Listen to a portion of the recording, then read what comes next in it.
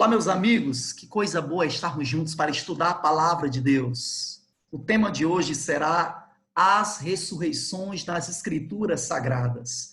Esse é um tema muito especial e ele confronta com uma outra realidade que a gente experimenta muito em nossa vida, que é a realidade da morte. A Bíblia Sagrada apresenta que a morte não tem a palavra final.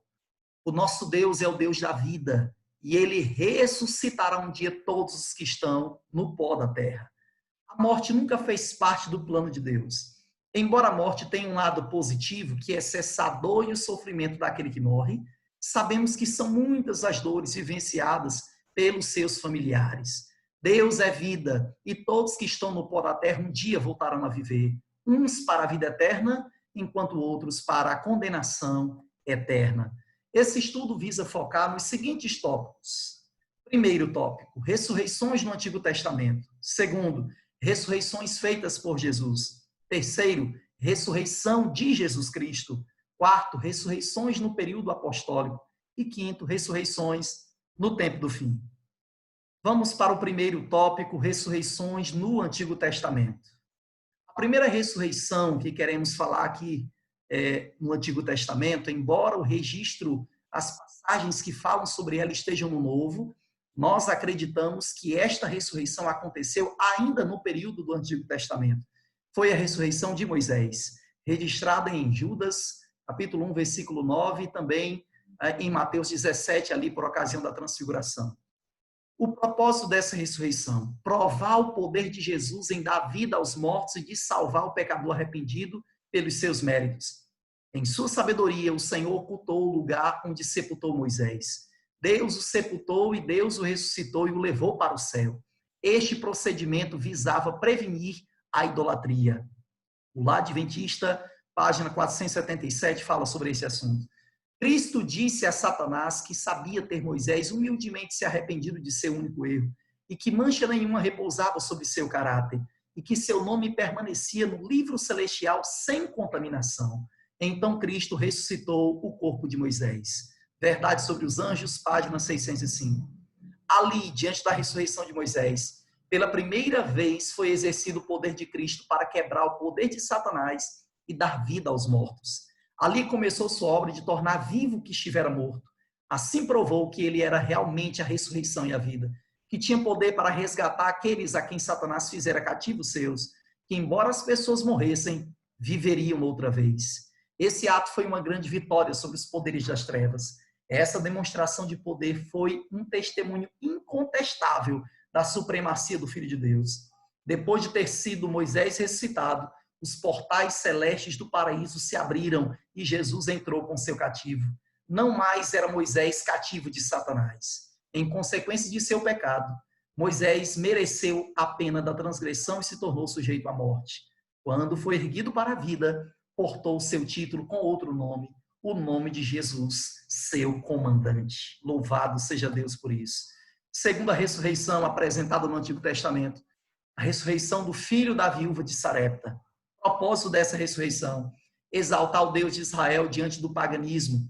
A viúva reconhece o ministério profético de Elias e a mensagem que ele pregava como sendo a verdade. Este milagre foi realizado num momento de crise na história de Israel e do mundo. A fé em Deus estava em baixa. Os seres humanos viam nas forças da natureza a fonte da vida e da cura. Precisavam ter sua atenção voltada para Deus e aprender que é Ele quem dá a vida. E que estava em suas mãos não apenas curar o enfermo, mas ressuscitar os mortos. Tal milagre não podia ser mantido em silêncio. Eis algo que Baal jamais poderia fazer. Quando souberam que o filho da viúva havia sido ressuscitado pelo poder de Deus, a popularidade de Baal foi abalada. Terceira ressurreição apresentada no Antigo Testamento, a ressurreição do filho da viúva da mulher sunamita.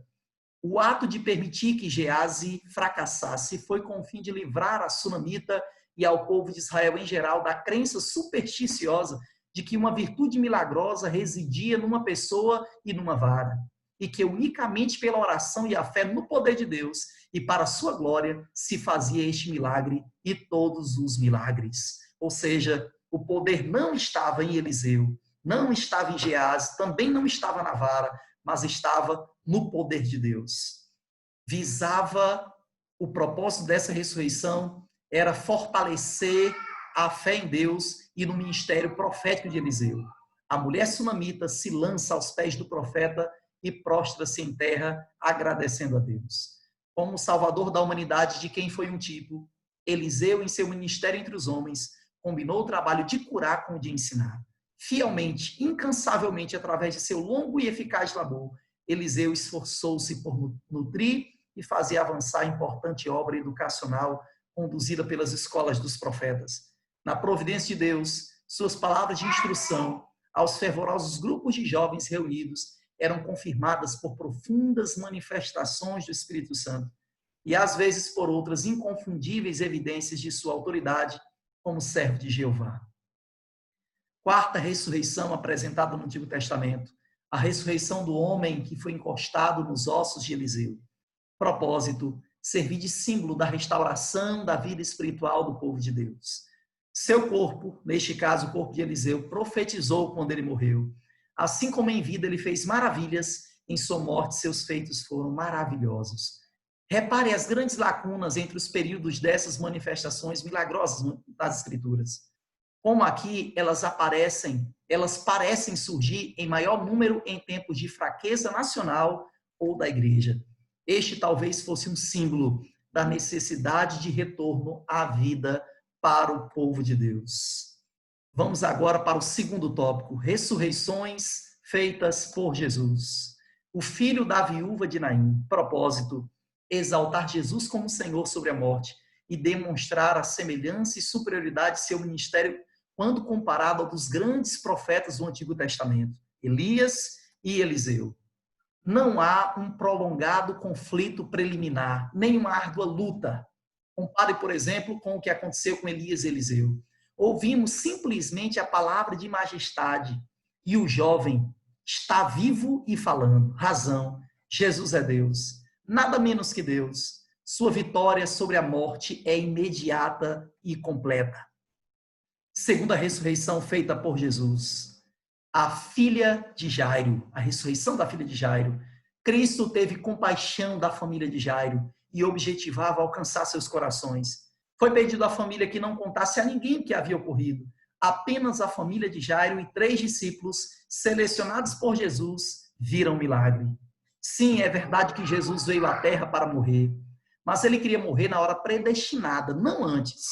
Portanto, os pais, que eram os únicos, salvo Pedro, Tiago e João e a própria menina, que sabiam com toda exatidão o ocorrido a um ser tão querido para eles, deviam guardar silêncio, até por amor à menina. Quanto menos publicidade, melhor. Esta é uma das ressurreições da Bíblia com uma característica singular. Jesus ordenou àqueles que viram o milagre para não publicar esse milagre, não falar às pessoas esse milagre, exatamente porque Jesus não queria adiantar a sua morte. Propósito da ressurreição da filha de Jairo, despertar a família de Jairo a ter fé no Messias e preparar os 3 discípulos, Pedro, Tiago e João, para as crises futuras. A ressurreição de Lázaro, terceira ressurreição feita por Jesus, permitiu que Lázaro passasse pelo poder da morte e as consternadas irmãs viram seu amado ser deposto no sepulcro. Cristo sabia que ao contemplarem o rosto inanimado do irmão, severa seria a prova de sua fé no Redentor. Mas sabia que em virtude da luta por que estavam então passando, essa fé resplandeceria com brilho incomparavelmente maior. Sofreu cada transe da dor que padeceram. Não os amava menos pelo fato de demorar-se, mas sabia que por elas, por Lázaro, por ele próprio e os discípulos, deveria ser obtida a vitória. Que maravilha! A ressurreição de Lázaro também é algo extraordinário. A ressurreição de Lázaro tinha um propósito de aprofundar a fé dos discípulos e da família de Lázaro em Jesus. Mas tem um segundo propósito, reafirmar a messianidade e divindade de Jesus. Ressuscitar os mortos é uma prerrogativa divina que o Pai compartilha com o Filho.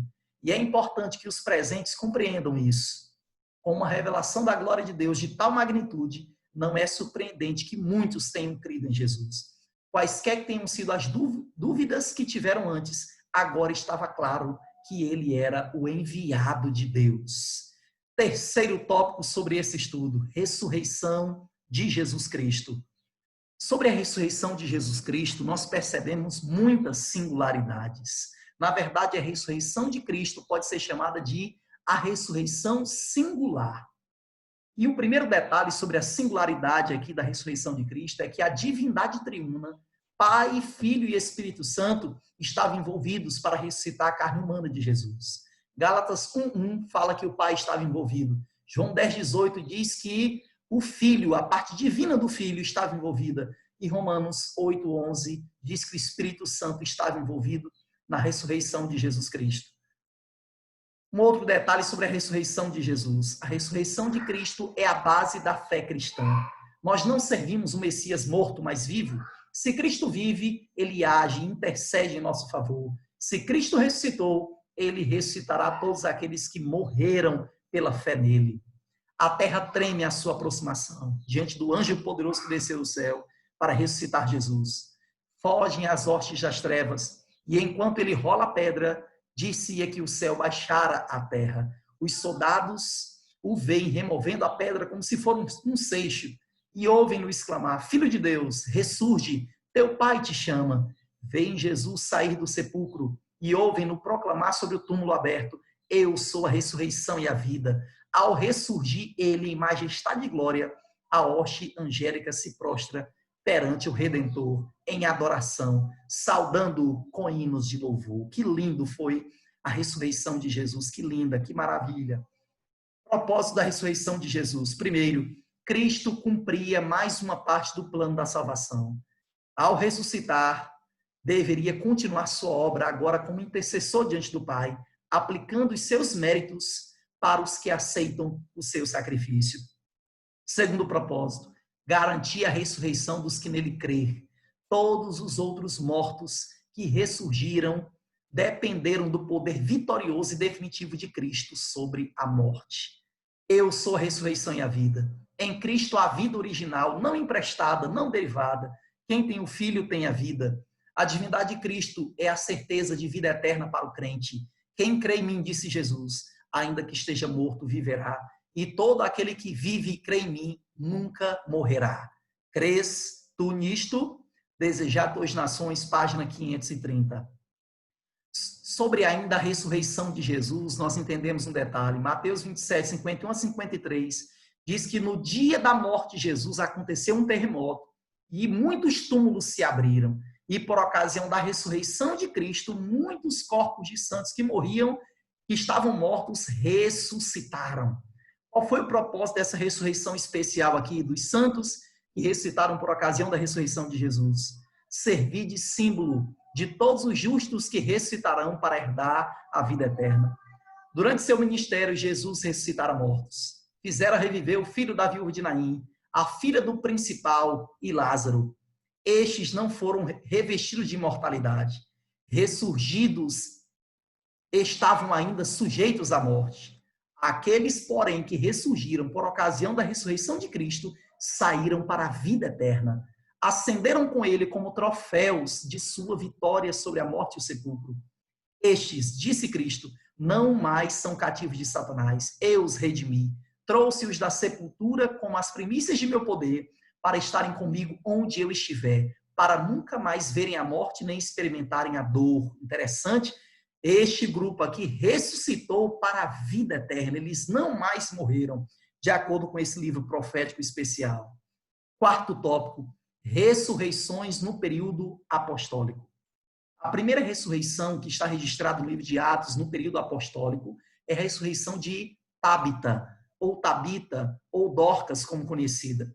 Pedro se humilha perante Deus antes de realizar o milagre. O primeiro em imitação de seu mestre e o segundo em chamativo contraste.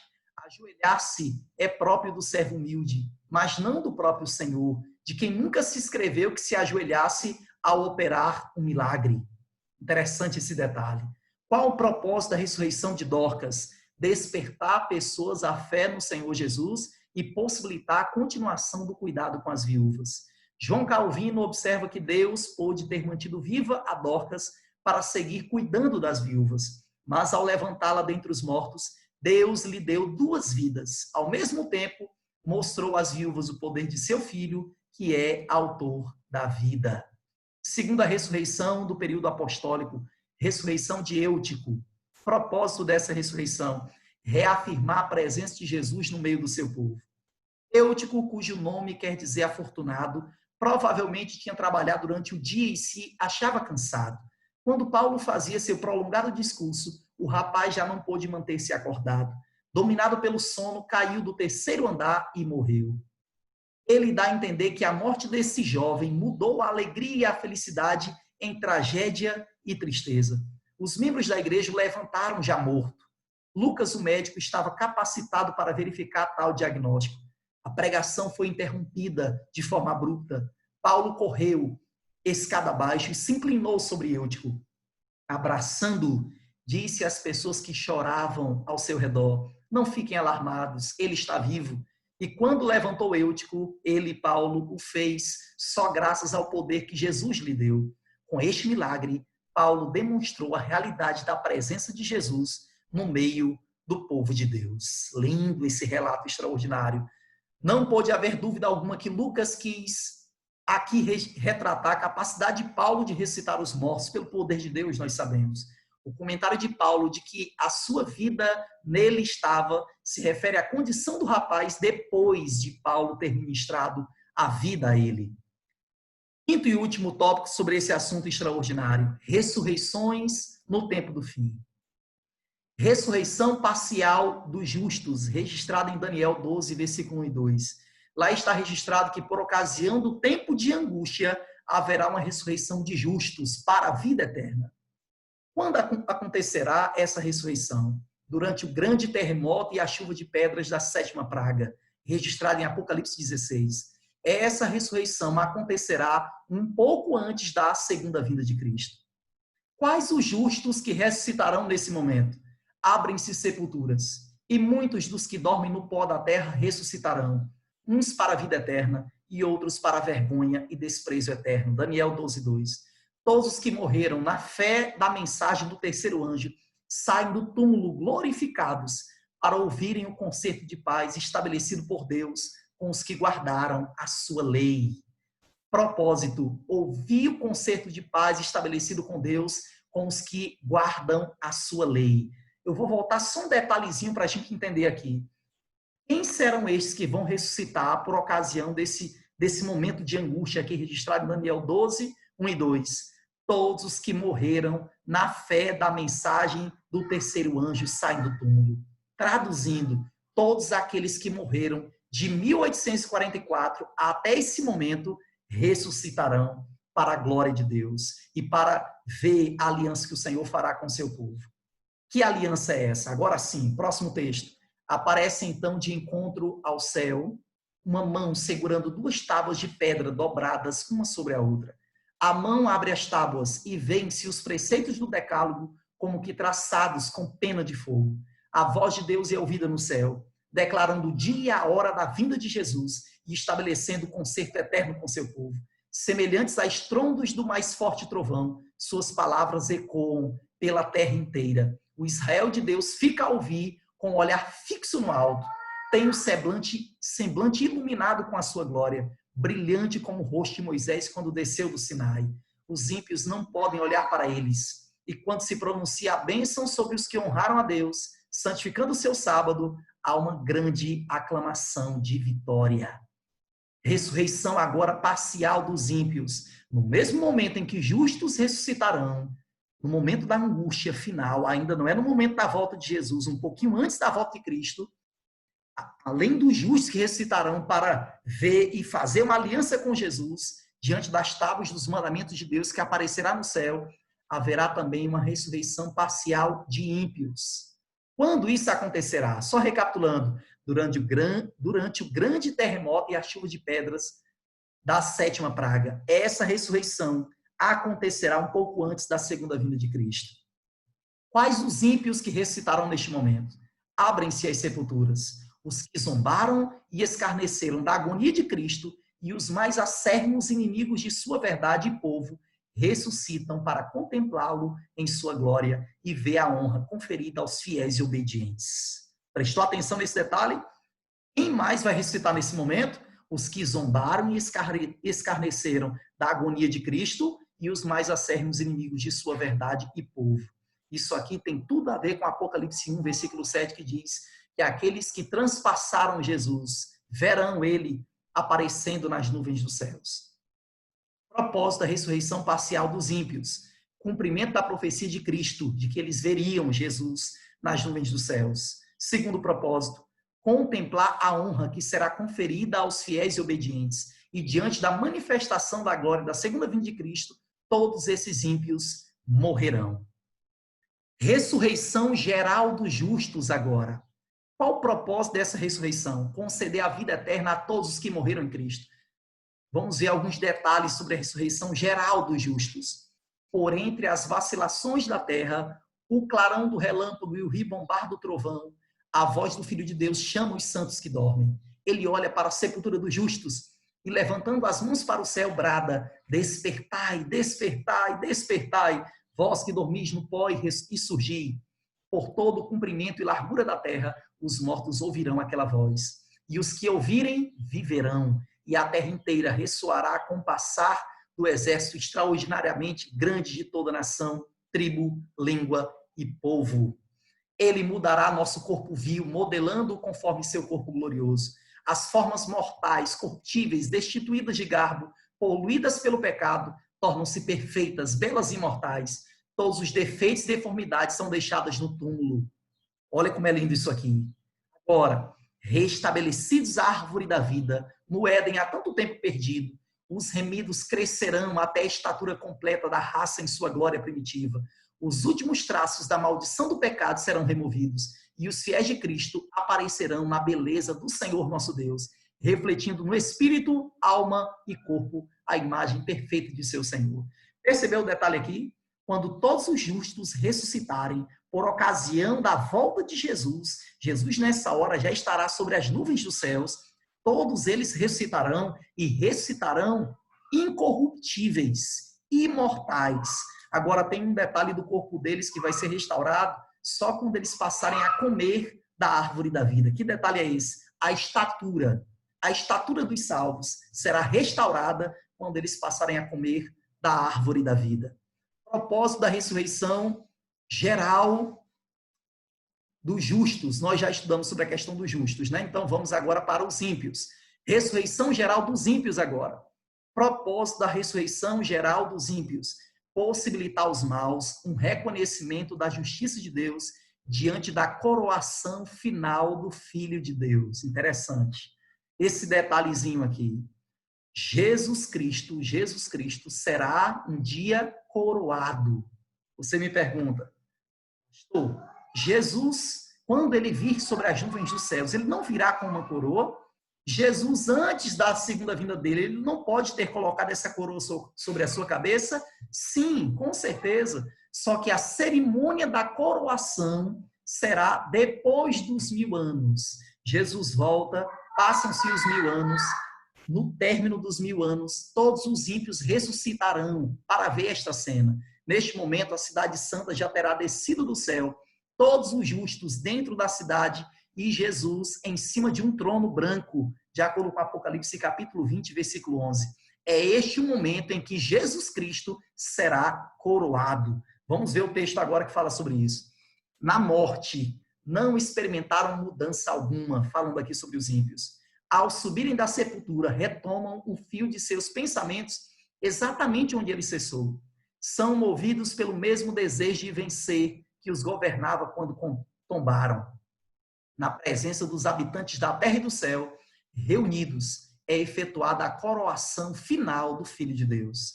E agora, investido de majestade e poder supremos, o Rei dos Reis pronuncia a sentença sobre os rebeldes contra seu governo e executa justiça sobre aqueles que transgrediram sua lei e oprimiram seu povo. Apocalipse 20, 11 e 12 fala sobre isso e está registrado esse texto no livro Grande Conflito, página 666. Logo que se abrem os livros de registro e o olhar de Jesus incide sobre os ímpios, eles se tornam cônscios de todo o pecado cometido. veem exatamente onde seus pés se desviaram do caminho da pureza e santidade, precisamente até onde o orgulho e rebelião os levaram à violação da lei de Deus. As sedutoras tentações que incentivaram na condescendência com o pecado, as bênçãos pervertidas, os mensageiros de Deus desprezados, as advertências rejeitadas, as ondas de misericórdia rebatidas pelo coração obstinado, impenitente, tudo aparece como que escrito com letras de fogo. À vista de todos os fatos do grande conflito, o universo inteiro, tanto os que são fiéis como os rebeldes, de comum acordo, declaram: justos e verdadeiros são os teus caminhos, ó Rei dos Reis. Grande conflito, página 671. Propósito da ressurreição geral dos ímpios, da recompensa eterna dos maus, que é a morte eterna. Apesar de ter sido Satanás constrangido a reconhecer a justiça de Deus e curvar-se à supremacia de Cristo, seu caráter permanece sem mudança. O espírito de rebelião, qual poderosa torrente, explode de novo, cheio de freio, decide-se a não capitular no grande conflito. Os ímpios recebem sua recompensa na terra. Serão como a palha, e o dia que está para vir os abrasará, diz o Senhor dos Exércitos. Alguns são destruídos em um momento, enquanto outros sofrem muitos dias. Todos são punidos segundo as suas ações. Tendo sido os pecados dos justos transferidos para Satanás, ele tem de sofrer não somente pela sua própria rebelião, mas por todos os pecados que fez o povo de Deus cometer. Seu castigo deve ser muito maior do que o daqueles a quem enganou. Depois que perecerem os que pelos seus enganos caíram, deve ele ainda viver e sofrer. Nas chamas purificadoras, os ímpios são finalmente destruídos. Raiz e ramos, Satanás a raiz, seus seguidores os ramos. A penalidade completa da lei de Deus foi aplicada. Satisfeitas as exigências da justiça, e o céu e a terra, contemplando, declaram a justiça de Jeová. Grande conflito, página 673. Percebe que os ímpios não passarão a eternidade queimando, mas também não será de forma instantânea a destruição deles. Cada pessoa pagará por seu pecado. Dependendo da quantidade de pecados cometidos, será o tempo que cada pessoa passará queimando. Agora, nós não sabemos a proporção de tempo em relação aos pecados. Só Deus sabe, mas uma coisa é certa: cada pessoa pagará a sua culpa e pagará por seus pecados cometidos. Recapitulando aqui para nós finalizarmos, a ressurreição de Jesus, ela é singular. Jesus é o principal dos que ressuscitaram, porque ele é a própria vida. Ele venceu os grilhões da morte e alcançou o direito de ressuscitar os que nele creem. Santos ressuscitados por ocasião da ressurreição de Jesus, como símbolo da sua vitória sobre o pecado e a morte. Estudamos sobre isso aqui. Ressurreições no Antigo Testamento: o filho da viúva de Sarepta, o filho da mulher sunamita, o homem que foi encostado nos ossos de Eliseu. Ressurreições feitas por Jesus: o filho da viúva de Naim, a filha de Jairo e Lázaro. Ressurreições no período apostólico: Tabita ou Dorcas, Eutico, as duas ressurreições no período apostólico. Ressurreições no tempo do fim: ressurreição parcial dos justos e ímpios, ressurreição geral dos justos e ímpios. Tipos de ressurreições: ressurreição singular, esta é a ressurreição de Jesus. Toda a divindade, Pai, Filho e Espírito Santo, esteve envolvida na ressurreição da carne humana de Cristo. Propósito: possibilitar a continuação do plano da salvação. Ressurreições definitivas. Quais são elas? A ressurreição de Moisés, os santos ressuscitados por ocasião da ressurreição de Jesus, ressurreição parcial de justos e ressurreição geral dos justos. Todos esses aqui, irmãos, ressuscitaram e herdaram a vida eterna, não morreram mais. O poder de Deus dá a condição a essas pessoas de ressuscitarem. Propósito: dar vida eterna aos fiéis servos de Deus pelos méritos de Jesus. Ressurreições não definitivas são elas: filho da viúva de Sarepta, filho da mulher sunamita, o homem que foi encostado nos ossos de Eliseu, o filho da viúva de Naim, a filha de Jairo, Lázaro, Dorcas, Eutico. Ressurreição parcial de ímpios e ressurreição geral dos ímpios. O poder de Deus dá condição também a essas pessoas de ressuscitarem. porque Satanás não opera nenhuma ressurreição, porque ele não tem vida em si mesmo.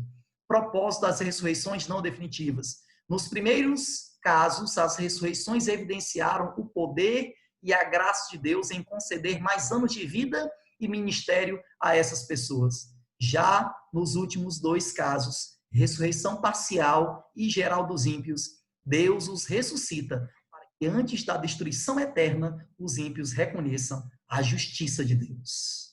Conclusão. O nosso Deus é vivo e cumpre suas promessas. Um dia, justos e injustos receberão sua recompensa eterna. Todo o plano minucioso da salvação visa levar o ser humano a reconhecer a justiça e o amor de Deus. Todos um dia reconhecerão. A questão é que muitos chegarão a esse reconhecimento quando seu destino eterno já estiver selado, não havendo mais possibilidade de mudança.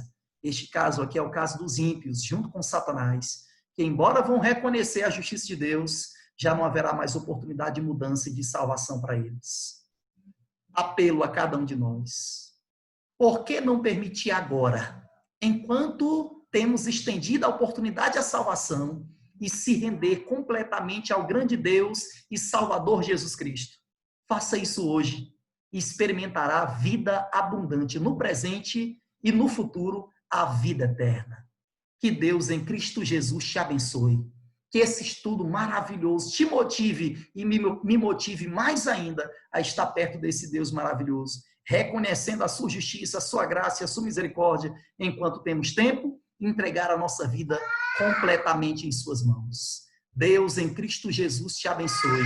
Que o amor de Deus reine sempre em seu coração. Amém, Senhor.